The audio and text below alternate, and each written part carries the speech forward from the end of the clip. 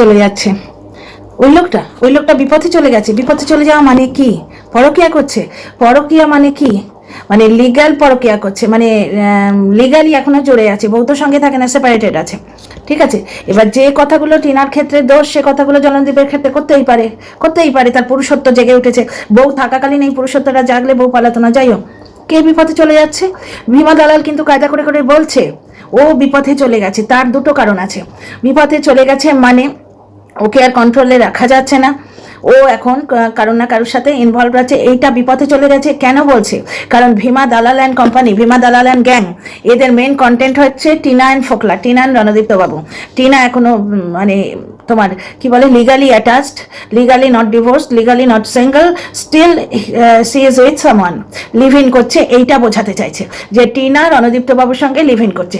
এবার সেইখানে যদি কোনো মতে প্রমাণিত হয়ে যায় যে নো লিভ ইন করছে, তাহলে এদের যে লড়াইটা, এদের যে কন্টেন্টের যে মেন বেসটা, যে মানে বেসিকটা, যেটা কেকে যেমন বেস হয় না, বেস লেয়ার, ঠিক কন্টেন্টের মেন মুদ্রাটাই তো নষ্ট হয়ে যায়।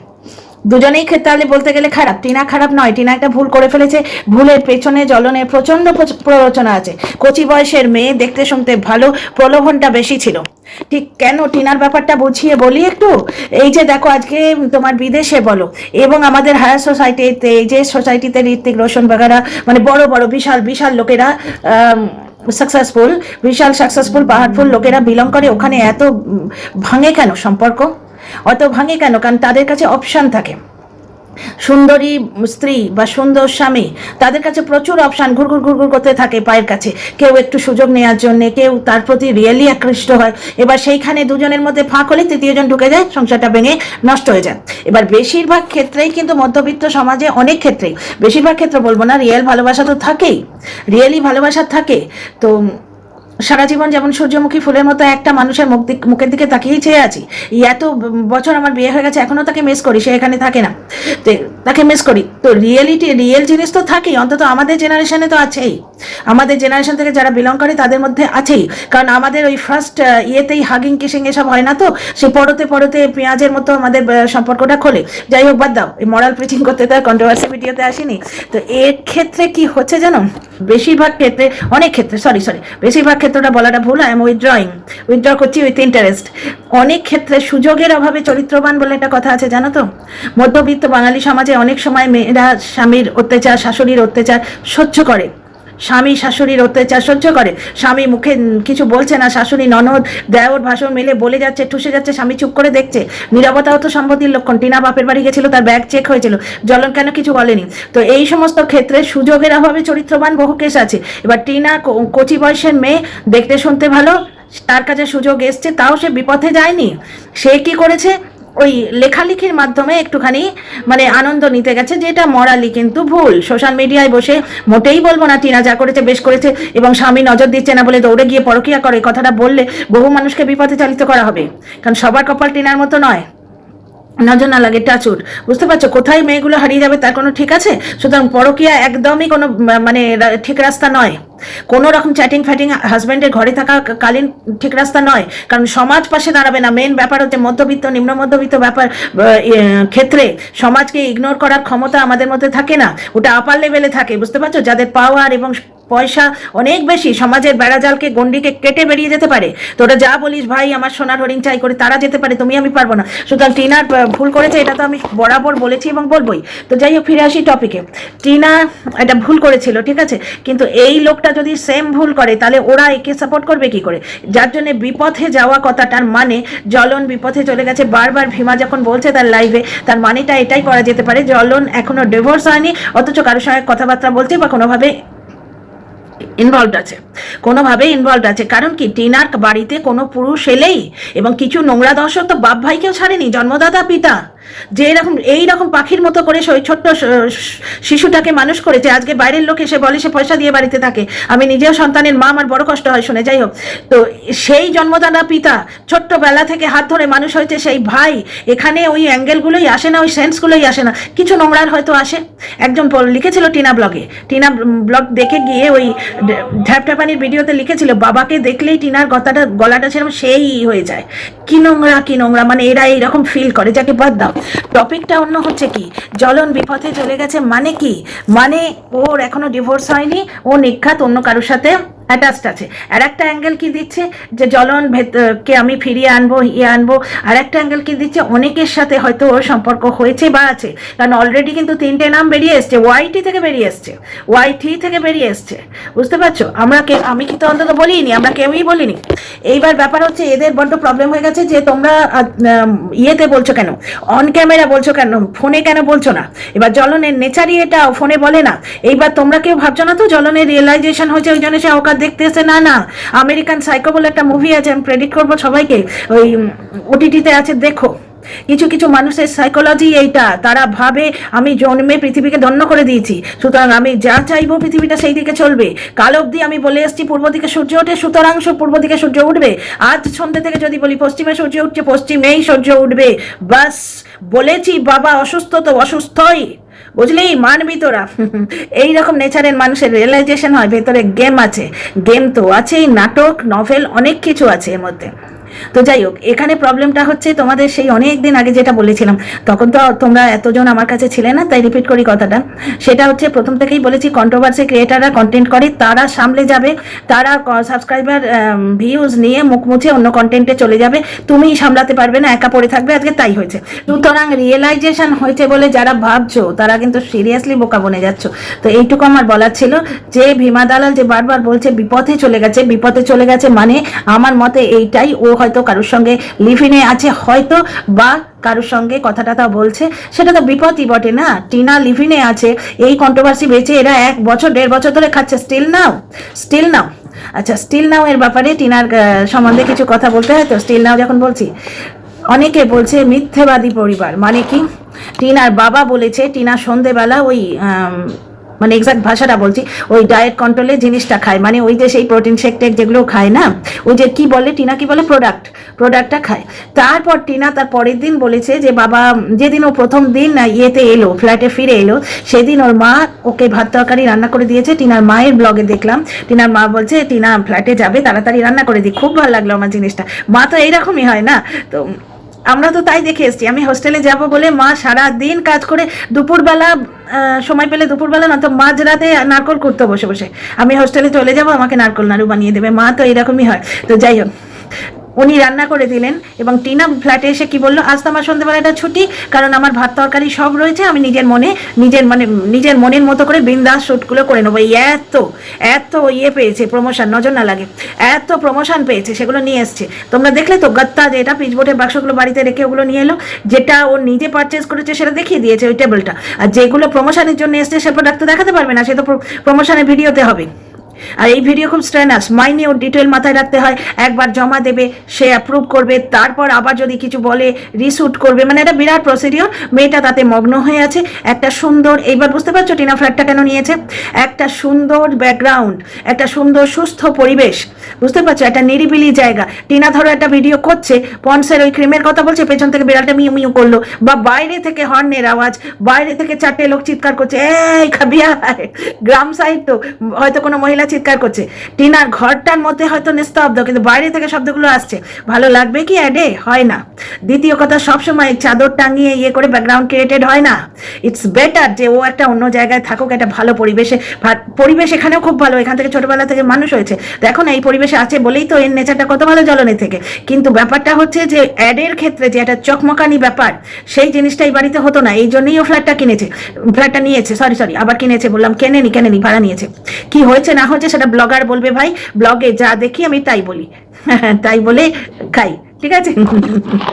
একটু কবিতা করতে সকাল থেকে ইচ্ছে করছে। তো যাই হোক, তাই বলে যাই, অ্যাকচুয়ালি কন্ট্রোভার্সি ভিডিও করে কেউই খায় না ভাই, সে যে যাই বলুক। তো এখানে আর একটা কথা হচ্ছে এই একটা ব্যাপার। আর দ্বিতীয় কথা, এখানে ওই যে মা খাবারটা বানিয়ে দিল, সারা সন্ধ্যে শ্যুট করবে, যখন থকে যাবে একটুখানি মানে নিজে রিল্যাক্স করবে, আনউইন্ড হবে, একটু ফোন টোন দেখবে। ওর টিভি দেখার স্বভাবটা কম, কিন্তু টিভিতে যদি কোনো ভালো বই, সে ছোটোবেলাকার কথা, ভালো কোনো সিনেমা আসে সেটা দেখবে, বুঝতে পারছো? তো এইরকমভাবে ওর দিনগুলো মস্তিতে কাটছে। আর জ্বলন এখানে দাঁত কিমড়িমির করে মরছে, বাইরে থেকে থ্রাসিং খাচ্ছে, ওই জন্যই এসে দর্শকদের কাছে ক্ষমা চাইছে, ধোয়া তুলসী পাতা হতে কিছু কিছু দর্শকের যে রাগটা হয়েছিল, তোমার পুনর্জন্ম করালো তোমার পাতানো দিদি। গিমা যে একবারে পরাণ খুলে গাল দিয়েছে টিনার পরিবারকে, টিনার ঠাম্মাকে নারী পাচারকারী, টিনার বাবাকে আও ভক্তি, টিনার মাকে 3টে পুরুষের সঙ্গে, প্লাস ওই তপন কাকু, হেন কাকু, স্বপন কাকু, এইগুলো সব করেছে। তো এক তো স্বভাব করেছে ভাই, পুরোটা যদি বলো তোমার এই দ্বীপবাসীর জন্য করেছে তা নয়, কিছুটা ওর স্বভাব। না হলে মানুষ এত নোংরামো বলতে পারে, এত নোংরামো করতে পারে, এত নোংরা কথা বলতে পারে? যাই হোক, তো এমনি মোদ্দা কথা হচ্ছে এই সমস্ত জিনিসটা দর্শকের চোখে ও জ্বলনের জন্য করেছে। এইবার যখন তাকে ক্যামেরা খুলে বলতে এসছে, তখন দর্শকেরা খেপে গেছে, গিয়ে বলছে তোমরা তো দেখেইছো কমেন্ট বক্স, যে মানুষ তোমাকে হেল্প করলো তুমি তাকেই লাথি মারছো, 1 নম্বর। দ্বিতীয় কথা, কুলাঙ্গারও ভিডিও নামিয়েছে যে তোমাদের মধ্যে যা হচ্ছে ফোনে করো, কারণ তোমাদের ঘিরে আমরা যে আগাছাগুলো বড় হচ্ছি আমাদের প্রবলেম হয়ে যাচ্ছে। আমাদের মালিকেরা যদি যুযুদান থাকে, মানে দুজনে মিলে এই মার কাট করতে থাকে, তাহলে আমরা কোথায় যাই? আমাদের প্রবলেম হয়ে যাচ্ছে। তো বুঝতে পারছো? তাহলে দুজনের মিলমিশটা দেখাতে হবে, না হলে এটা একটা ছত্রাকের মতো যে গড়ে উঠেছে চতুর্দিকে কন্টেন্ট ক্রিয়েটারগুলো, তাদের প্রবলেম হয়ে যাচ্ছে, তারা ভিডিও নামাতে শুরু করে দিয়েছে। বুঝতে পারছো? তখন জ্বলন কি করলো, ওই যে তোমাদের আগে কবিতাটা পড়ে শোনালাম না, যে তোমাদের লোকের সামনে দেখাতে হবে তোমায় আমায় বড় মিল, কারণ তোমার গোপন আমার গোপন, তোমার কাছে আমার গোপন, আমার কাছে তোমার গোপন, তোমার গোপন কথা আমার কাছে, আমার গোপন কথা তোমার কাছে, মানে টানাটানি করলে দুজনেই নির্বস্ত্র হয়ে দাঁড়িয়ে থাকবো, সেদিকে যাওয়ার কোনো দরকার নেই।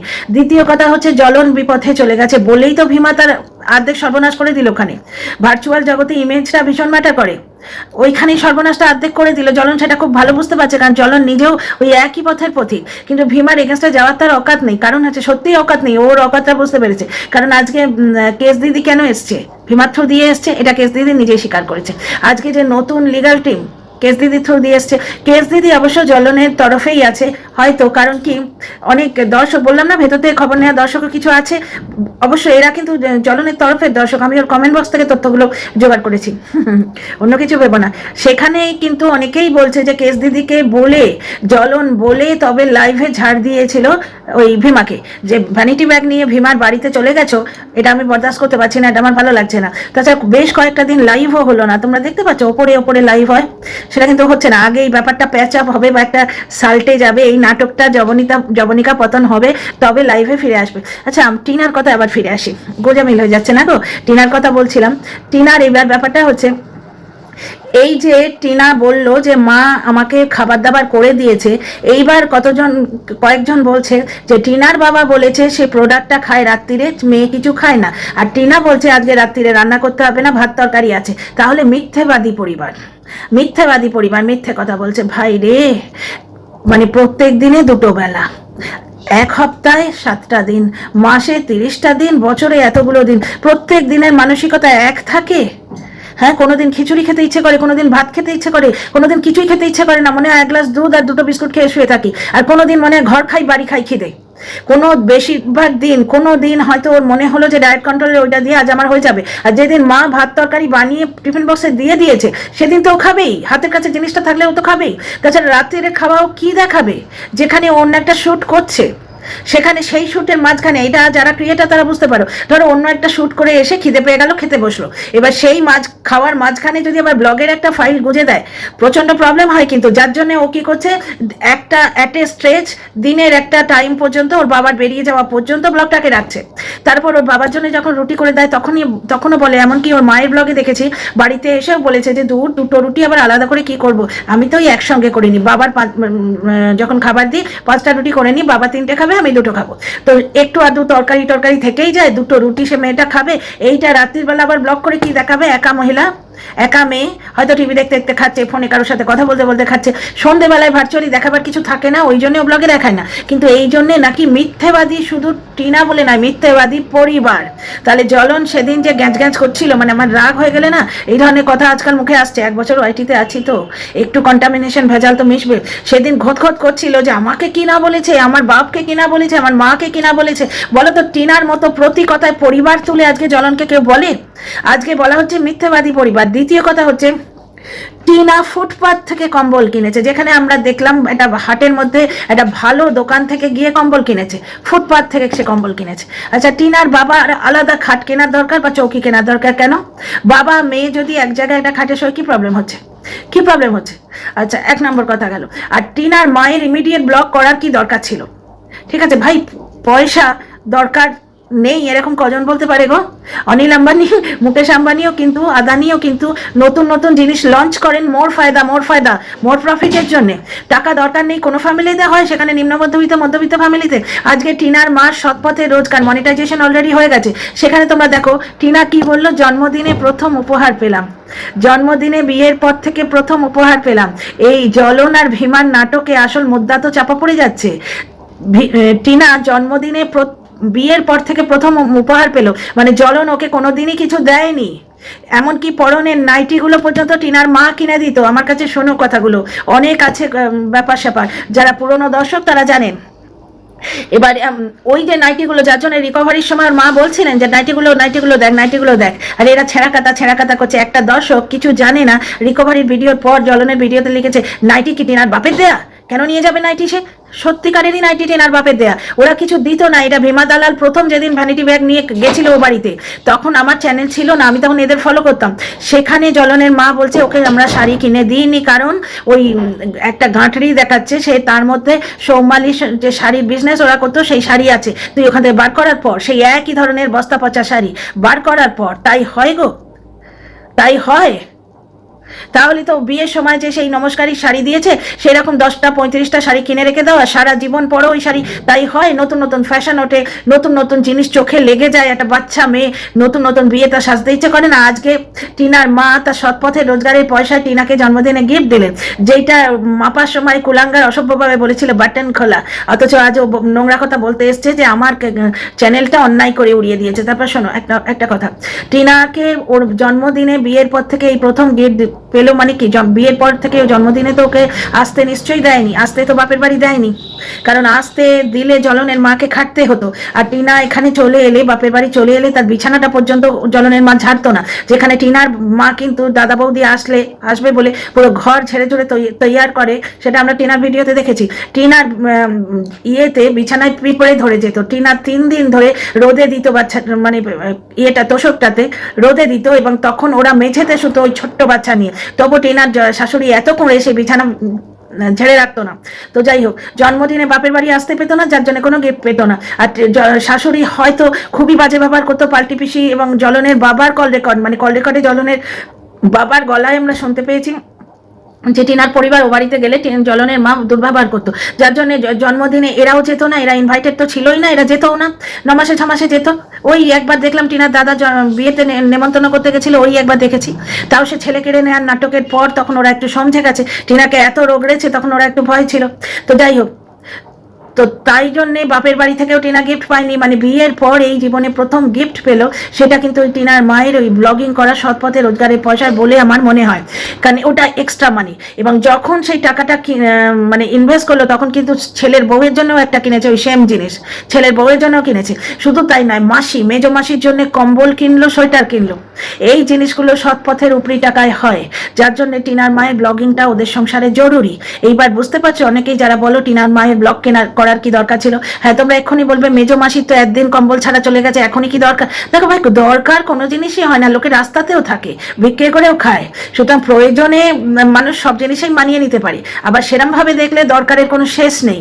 সুতরাং এই কথাগুলো বলে তো কিছু হয় না, আমার যে কথাগুলো মনে হলো সেইগুলোই তোমাদের বললাম।